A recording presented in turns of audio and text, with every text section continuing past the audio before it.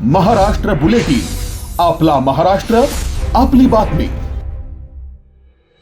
मालेगाव पोलिसांनी बनावट नोटांच्या रॅकेटचा पर्दाफाश करत थेट छत्रपती संभाजीनगरमध्ये मोठी कारवाई केली आहे। मालेगावात बनावट नोटा खपवण्याचा प्रयत्न करणाऱ्या टोळीचा धागा पकडत पोलिसांनी थेट छापखानाच गाठलाय। या कारवाईत 500 रुपयांच्या मोठ्या प्रमाणावर बनावट नोटा जप्त करण्यात आल्या असून मुख्य सूत्रधार संतोष केळसकर याला बेड्या ठोकल्यात। मालेगाव शहरात काही बनावट नोटा चलनात आल्याची माहिती पोलिसांना मिळाली होती। या प्रकरणाचे गांभीर्य ओळखून पोलिसांनी तपासाची चक्रे वेगाने फिरवली। तपासादरम्यान या नोटांचे कनेक्शन संभाजीनगरशी असल्याचे समोर आले।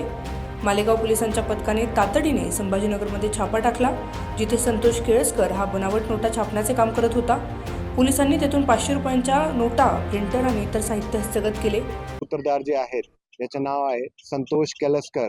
त्यांना छत्रपती संभाजीनगर येथून ताब्यातमध्ये घेतला आणि त्याच्याकडून printing press, GSM paper, print notes आणि पेन ड्राईव्ह आणि याच्यासोबत टोटल 385 500 रुपयाचे नोट जप्त करण्यात आलेले आहेत।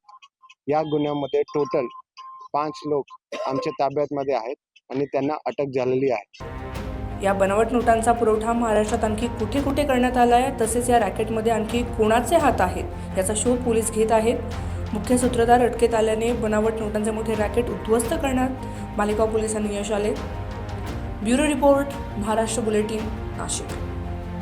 महाराष्ट्र बुलेटिन, आपला महाराष्ट्र, आपली बातमी।